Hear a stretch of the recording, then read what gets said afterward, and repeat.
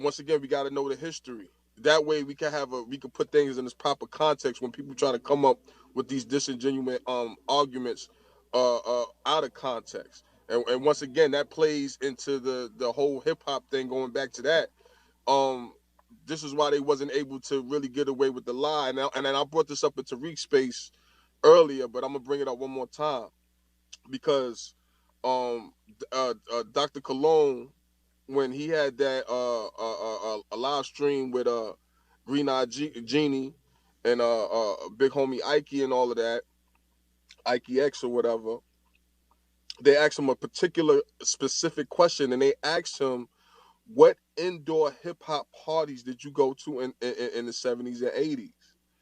And then he kept referring to park jams. So let's put this in context on that. First off, understand something. We in New York, East Coast, one of the coldest states in the country, outside of maybe Chicago and other northeastern states, right? So the majority of the hip hop parties year round are going to be indoor because we only get 4 months of summer. You get what I'm saying?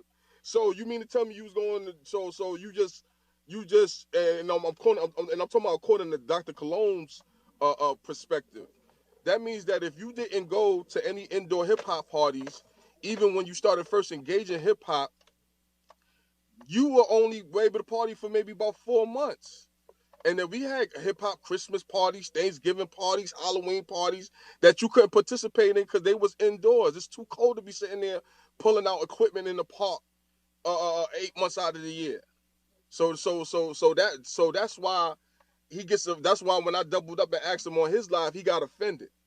Now also to back that up, the reason why um he didn't attend any indoor parties was because first off, when it comes to a park jam, anybody could pull up to a park.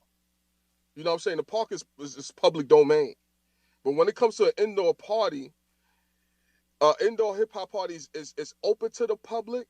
But understand, you got, especially in the early 70s, you got gangs running the door. So if you didn't have no street swag or no street credibility, and that's even amongst us, see what I'm saying? Even amongst our own people, couldn't get in the party if they was designated a nerd. You get what I'm saying? Or not designated cool enough to step aside. So the whole thing about that is that's why all of these hip hop Puerto Rican crews that he's talking about, you don't see them on no flyers, and they also didn't attend any indoor hip hop parties during the 70s and 80s because one, nobody knew them. First of all, you're not going to come into with a gang environment and racial tensions running through the borough. You're not going to, a whole Puerto Rican crew ain't just going to bum rush no Black American party and start breakdancing and boogie. Then that ain't happening. So for the most part, it was really, how can I say this, through social invite. So if you wasn't connected to the streets and you didn't know somebody and somebody didn't know you, for the most part, you wasn't getting in. And that even and even to take it back to Herc's party, the one they don't want to give credit to the 1520 Sedgwick. Keep in mind, this is a teenage back to school party, which they're claiming to be the first hip hop party ever, right? So just in theory, understand once again, even amongst him, that wasn't open to the public. If anybody ever been over there, with that 18, I think it's 1520 Sedgwick. You ever been over there in that rec room, which I have been? That rec room is extremely small, extremely small. I'm talking about, I don't even think it's a 30 by 30 in that room.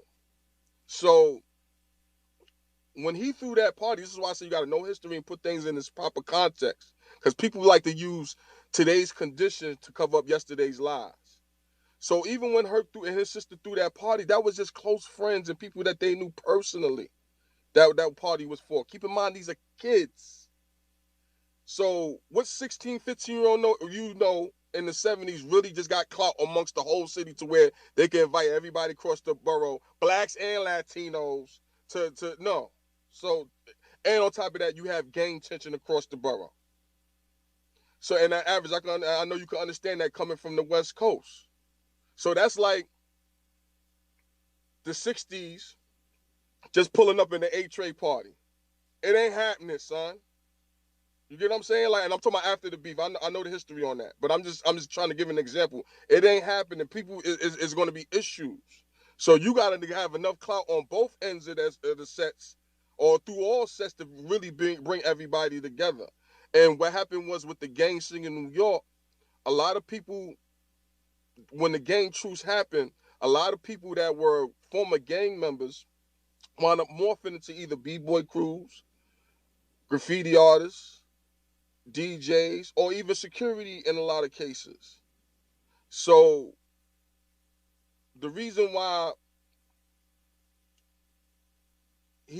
Dr. Colon specifically gets upset when you ask him about being at indoor parties in the 70s and 80s is because there was no Puerto Ricans there. So he know he can't place himself in the early stages of hip hop. So that's why that question was so important when you ask him that, because once again, we out here in the East Coast. So you mean to tell me you only participated in hip hop 4 months out of the year? So what was you doing for the other 8 months? And I land.